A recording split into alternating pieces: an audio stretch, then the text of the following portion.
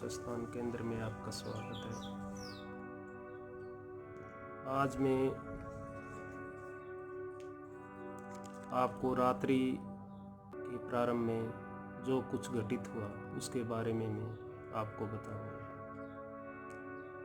मेरे को रात्रि के प्रारंभ में जो कुछ मिला है और जो मैंने प्राप्त किया है उसकी चर्चा करेंगे।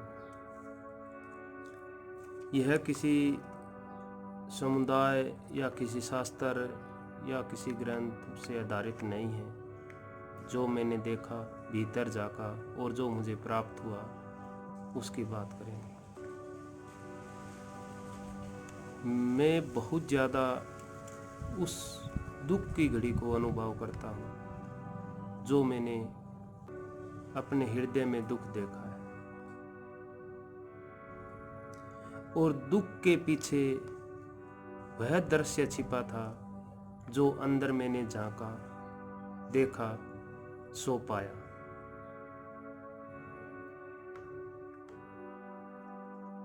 अगर दुख का समय मैंने गुजारा और प्रयास पर मैं कायम रहा, कैसे कायम रहा? जैसे झरना है और वो चट्टान पर पानी गिर रहा है तो एक दिन वो चट्टान भी टूट जाएगी और झरना बहता रहेगा और हमारे अंदर वो जिज्ञासा दिखेगी जो हम उस को मनन और चिंतन से देखकर अपने जीवन का लक्ष्य पा सके। कई लोग मेरे पास आते हैं और बोल देते हैं, भाई आप कभी हमने दुखी नहीं देखा,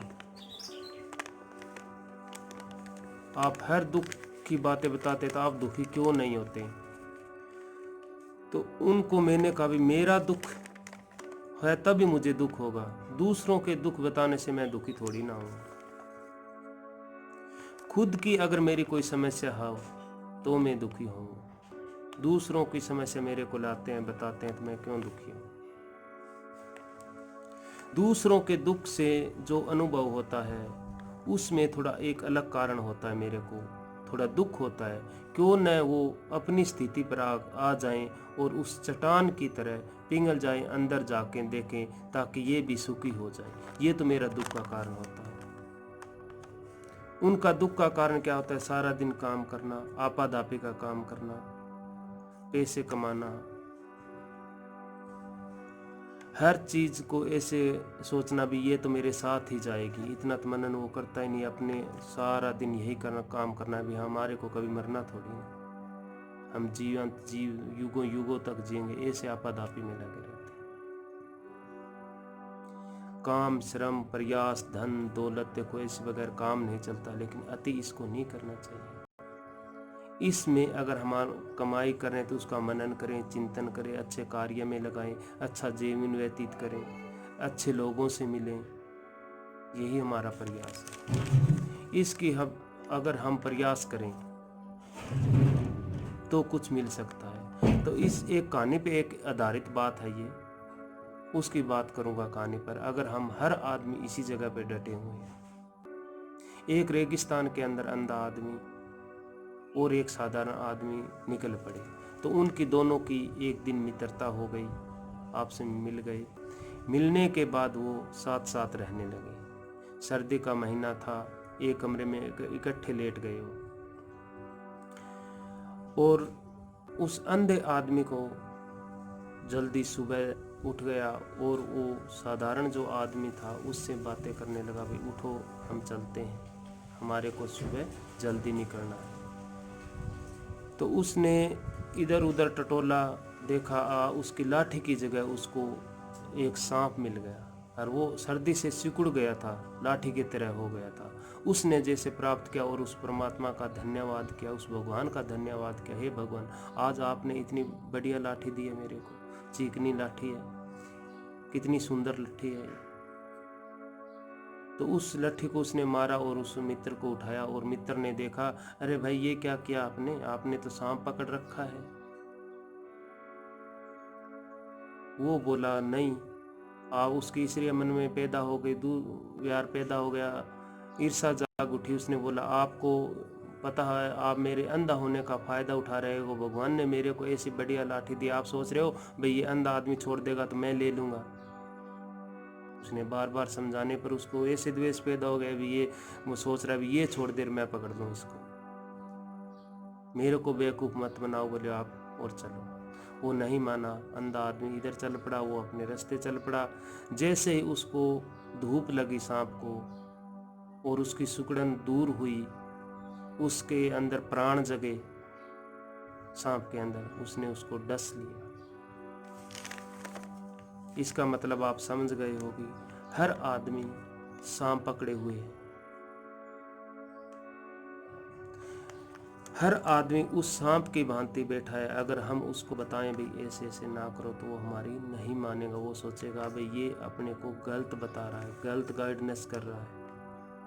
आराम से समझाने की कोशिश करें तो भी हो सकता है भी वो कुछ समझ जाए। जीवन का अंत होता है तब उसको पता चलता है भाई हम सांप, हर आदमी सांप पकड़े हुए हैं। और हम इसका चिंतन और मनन और अपने अंदर झांक कर देखें तो सांप से बेहतर भी कुछ पकड़ सकते हैं अपने जीवन के अंदर। उस लाठी से बेहतर भी हम पकड़ सकते हैं, वो हमें मिल सकता है। उसका अभिप्राय क्या होगा? अंत में यही होगा, मरणासन के समय में भी यही होगा। कितनी संपत्ति इकट्ठी कर लो, कितना ही काम कर लो, कितनी द्वेष भावना अंदर प्रकट कर लो, कुछ नहीं होगा इससे।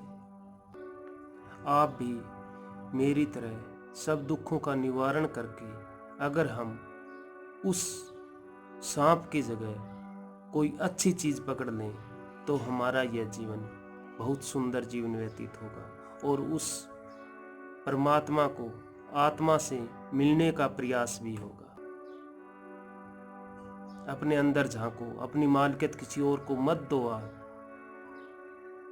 मालिकियत की बात करें, समझते हो जैसे समुद्र के अंदर कोई लकड़ी का टुकड़ा है, हवा का झोंका आया इधर ले गया, हवा का झोंका आया उधर ले गया, वो किसके सहारे है? समुद्र के सहारे उड़ रहा है, वो तैर रहा है। उधर लहरें आए इधर लेगी, उधर लहरें आए इधर लेगी, इधर उधर जाता रहता है। पत्ते की बात करें, अगर वृक्ष से कोई सूखा पत्ता नीचे गिर जाता है, हवाओं में इधर घूमेगा उधर हवाएं जहाँ ले जाएंगे वहाँ, हवा का झोंका जहाँ आएगा वहाँ चला जाएगा। इसका मतलब ये है कि अपनी मालिकियत किसी और को दे रखी है हमने। हवा का झोंका आया, हमारे को बोल दिया इधर चले गए, हवा का झोंका आया इधर चले गए।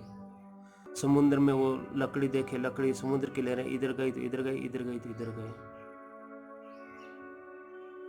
हम उस चट्टान की तरह अपना हृदय बनाएं, अपना मन बनाएं, ताकि हम हवा के झोंके से इधर उधर ना जाएं। इसका मतलब ये किसी के कहने से हम इधर उधर ना भटकें और हम उस प्रभु, उस हमारे जो जीवन के अंदर, हमारे अंदर जो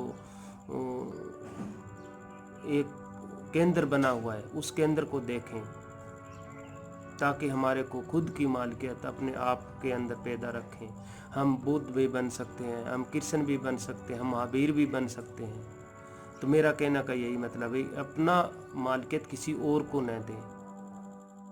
हम उस चट्टान की तरह हो जाएं, लोहे की चट्टान की तरह हो जाएं, इधर उधर ना जाएं।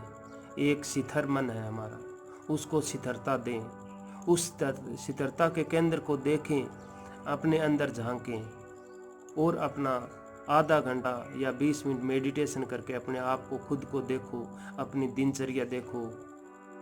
हमारे को अनुभव होगा क्यों इस धरती पर हम आए हैं, किस लिए आए हैं। हर आदमी अगर हमारे को उस विश्व शक्ति का कण प्रविष्ट हुआ है हमारे भीतर, तो सब अपना अपना एक्सपेरिमेंट करके जाता है। एक दिन हम भी सृष्टिकर्ता बन सकते हैं, कृष्ण भगवान की तरह हम बन सकते हैं, बुद्ध महात्मा की तरह बन सकते हैं, महावीर की तरह बन सकते हैं, राम की तरह बन सकते हैं। क्यों नहीं बन सकते? अगर अपनी मालिकियत किसी और को दे देंगे तो नहीं बनेगी। अपना लक्ष्य अपना खुद रखें और अपनी मालिकियत किसी और को ना दे, ताकि हम शारीरिक से कमज़ोरी ना मिले। और अगर हम किसी बीमारी से ग्रस्त हैं तो ही अपना इतना इम्यूनिटी सिस्टम स्ट्रॉन्ग रखें ताकि किसी और बीमारी का रोग हमारे भीतर ना प्रवेश करे। यही हमारी संस्था का अभिप्राय है, यही हम कह रहे हैं। और हम कोई मानसिक रोग है, परेशानी से ज़्यादा ग्रस्त है, तो उसके बारे में भी हम चिकित्सा, आध्यात्मिक चिकित्सा, मेडिटेशन द्वारा ठीक करते हैं। और जो मेरे को मिला है शीर्षासन के जरिए, मैंने जो मालिकियत देखी है, मूलाधार ऊर्जा सरसराट में लाकर मैंने देखी है, उसका भी मैं अच्छी तरह अनुसंधान करता हूँ। और हमारे आध्यात्मिक चिकित्सा ने जो हमारे को दिया है, जिसे पैरालाइज है, लकवा है, इसका तो हमारे रामबाण इलाज है हमारे अंदर। हम योगा और प्राणायाम और आध्यात्मिक चिकित्सा इसका इलाज करते हैं। और जिस अगर मनुष्य या बहन या भाई को है तो वो हमसे मिल सकता है।